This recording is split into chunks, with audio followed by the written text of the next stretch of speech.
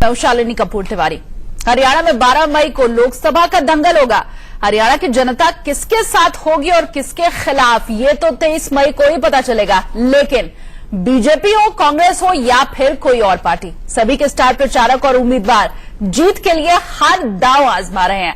हरियाणा के मुख्यमंत्री मनोहर लाल खट्टर भी बीजेपी प्रत्याशियों की जीत के लिए प्रचार अभियान में दम लगा रहे हैं। वो दिन रात कैंपेनिंग कर रहे हैं। राज्य सरकार और केंद्र सरकार के काम गिनाकर वो जनता से बीजेपी के लिए वोट की अपील कर रहे हैं।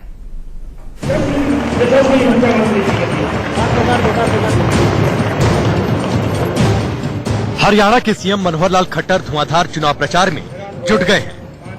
दरअसल हरियाणा में 12 मई को मतदान है, इसीलिए सभी सियासी पार्टियां जी जान से चुनाव प्रचार में जुटी हैं। सूबे के मुखिया होने के नाते मनोहर लाल खट्टर पर इस बार सूबे में बेहतर परिणाम देने का दबाव है। ऐसे में वो दिन रात चुनावी कैंपेन में जुटे हैं। मुख्यमंत्री खट्टर शंख बजाकर उनका स्वागत किया जा रहा है। पारंपरिक तरीके से स्वागत है। यहाँ पर एक बड़ी जनसभा को संबोधित खट्टर करेंगे। अपनी सरकार की नीतियों को, जो उन्होंने विकास काम कराए हैं, वो करेंगे। आप देख सकते हैं कि उनके आते ही जयकारे यहाँ पर लगने शुरू हो गए और विजय है और तमाम कार्यकर्ता उनका स्वागत कर रहे हैं और एक बड़ी जनसभा को यहाँ पर संबोधित करेंगे। कुंजपुरा गांव है और कुंजपुरा मंडल जहाँ पर मुख्यमंत्री पहुंच गए और विजय संकल्प रैली के नाते जो लोकसभा में एक बार फिर से वो यही समर्थन अपने कार्यकर्ताओं से मांगे कि फिर एक बार मोदी सरकार बहुत दिल से मोदी सरकार इस तरह का नारा मुख्यमंत्री मनोहर लाल खट्टर के चुनाव प्रचार पूरे दिन भर उनका चलेगा। शाम तक की पूरी कवरेज हम आपको इंडिया रीच पर दिखाएंगे कि किस तरह से मुख्यमंत्री मनोहर लाल खट्टर अपना चुनाव प्रचार कर रहे हैं। अपने प्रत्याशियों के लिए, जो लोकसभा के प्रत्याशी हैं, उनके लिए समर्थन मांग रहे हैं। आप देख सकते हैं कि विजय संकल्प रैली से पहले दीनदयाल उपाध्याय और श्यामा प्रसाद मुखर्जी भारत माता के चित्र के आगे वो दीप प्रज्वलित कर रहे हैं और कहीं ना कहीं भारत माता का जो दीप है वो साफ तौर पर दिखाता है कि जो राष्ट्रवाद है, जो विकास का मुद्दा है, खासकर विकास के मुद्दे को जोड़ते हुए राष्ट्रवाद के मुद्दे पर बीजेपी सरकार यानी कि मुख्यमंत्री खट्टर एक बार फिर से अपने प्रत्याशियों के लिए राष्ट्रवाद के नाम पर वोट मांगे। चुनाव प्रचार अभियान के दौरान मनोहर लाल खट्टर कुंजपुरा पहुंचे, जहां हजारों की संख्या में लोग उनको सुनने के लिए मौजूद थे। खट्टर के पहुंचते ही लोगों ने उनका जोरदार स्वागत किया। मुख्यमंत्री मनोहर लाल खट्टर सुबह से ही लगातार चुनाव प्रचार कर रहे हैं, जगह जगह जाकर जनसभाएं कर रहे हैं और कोशिश कर रहे हैं और अपने प्रत्याशी, जो बीजेपी के प्रत्याशी, कोशिश कर रहे हैं कि उनके समर्थन में ज्यादा से ज्यादा वो प्रचार करके अपने उम्मीदवारों को जिताने के लिए काम कर सके। क्योंकि मुख्यमंत्री खट्टर को लगता है कि वो जितनी ज्यादा जनसभाएं, जनसंपर्क करेंगे उतने ही ज्यादा काम लोगों के बीच में जाएंगे। क्योंकि सरकार ने जो विकास के लिए काम किए, जो राष्ट्रवाद के तौर पर मोदी सरकार ने जो काम किया है, वो लोगों में प्रभावी ढंग से पहुंचाया जा सके, हरियाणा की जनता तक वो काम पहुंच सके। इसके लिए सुबह से ही तूफानी दौरा मुख्यमंत्री मनोहर लाल खट्टर कर रहे हैं। आप देख सकते हैं एक और विजय संकल्प रैली, जहां पर भी वो जा रहे हैं, जनसभाओं को विजय संकल्प रैली का नाम दिया गया है और नारा दिया गया है वही जोश वही ढंग, यानी कि जो मोदी सरकार ने और जो विधानसभा के चुनाव में, जो हरियाणा सरकार के समय, जो हरियाणा चुनाव के समय जो मोदी सरकार ने जो वादा किया था, वो वादा पूरा किया है। उसी जोश के साथ, उसी ढंग के साथ एक बार फिर से सरकार आ रही चाहिए और साथ ही साथ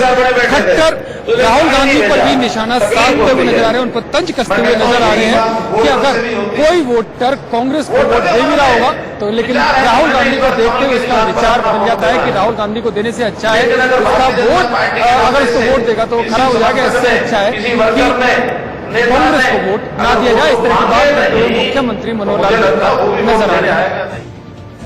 विजय संकल्प रैली को संबोधित करने के दौरान मनोहर लाल खट्टर ने सरकार की जमकर उपलब्धियां गिनाई और विरोधियों पर हमला बोला। इस दौरान हमारे संवाददाता ने ग्राउंड रिपोर्ट जानने की कोशिश की।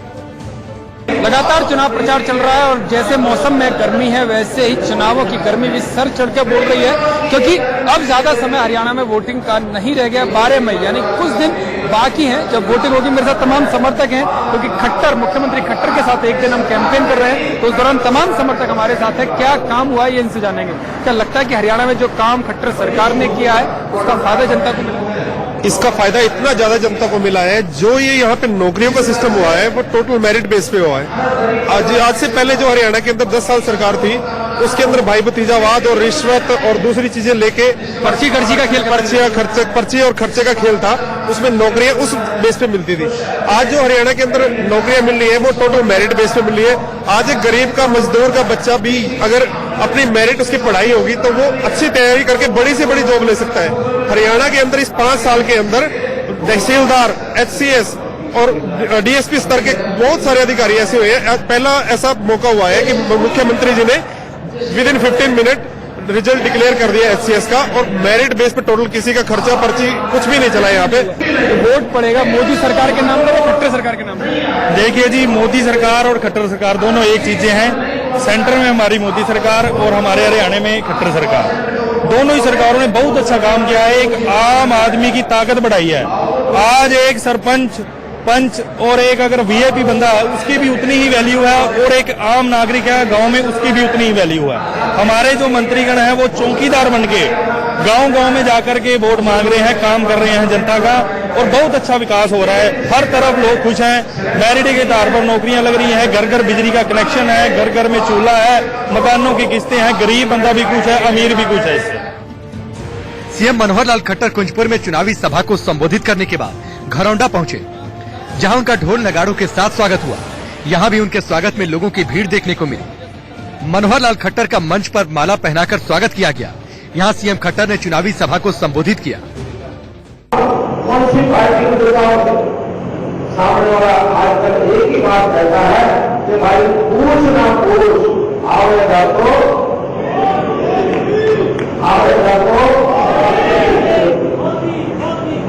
अभी बात सबके मानस में बैठी है। घरौंडा में चुनावी सभा के दौरान हमने स्थानीय लोगों का मूड जानने की भी कोशिश की।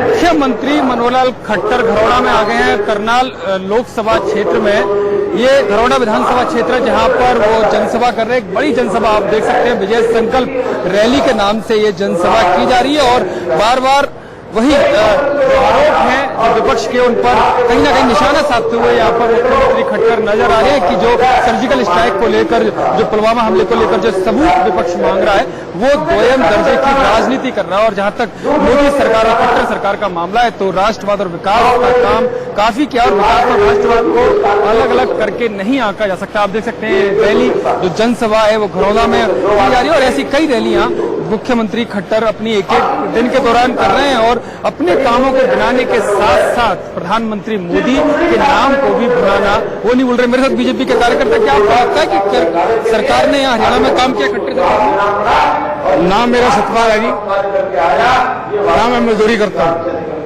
काम हुआ है हरियाणा में, खट्टर सरकार ने काम किया है, खट्टर साहब ने काम किया है, मोदी सरकार ने काम किया है, सारा कुछ काम किया है। लेकिन हुड्डा साहब तो कह रहे हैं कि कांग्रेस की सरकार में काम हुआ था, अब कोई काम नहीं हो रहा, भ्रष्टाचार बढ़ा है। नहीं, अभी नहीं।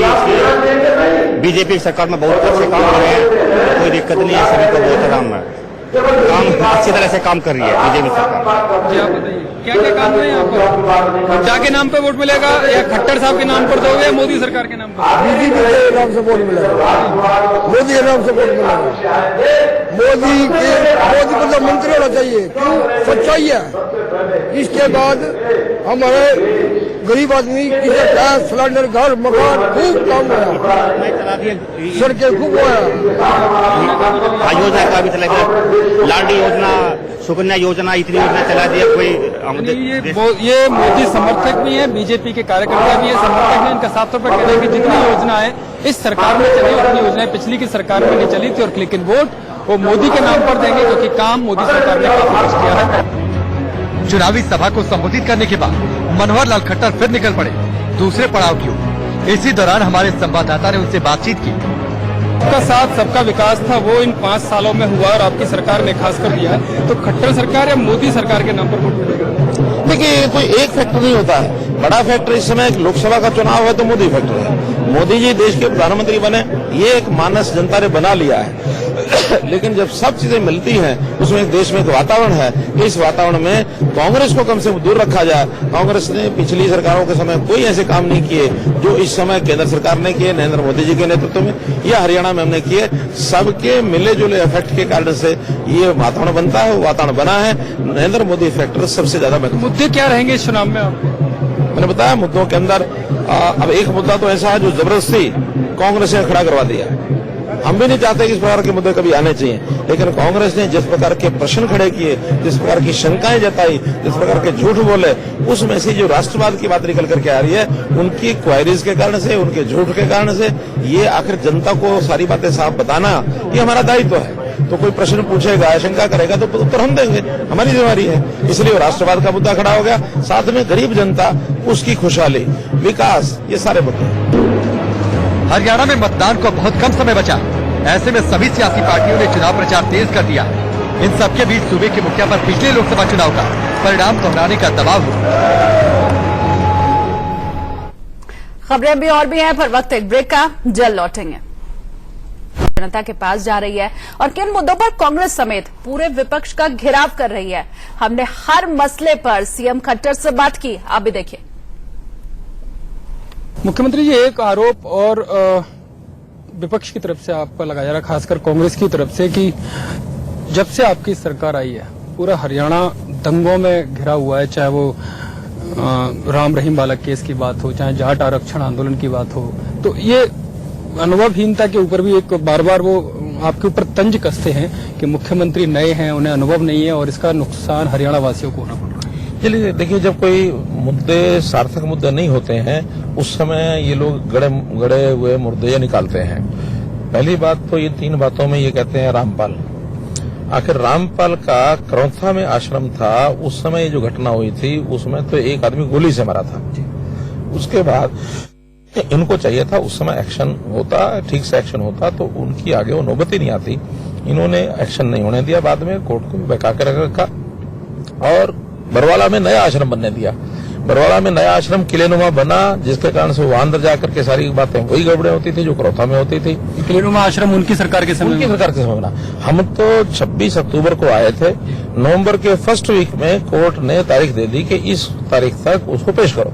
केवल 7 दिन की हमने डेट मांगी कि भी हमारी अभी नई सरकार आई है, हमको योजना बना के 7 दिन बाद हम पेश कर देंगे।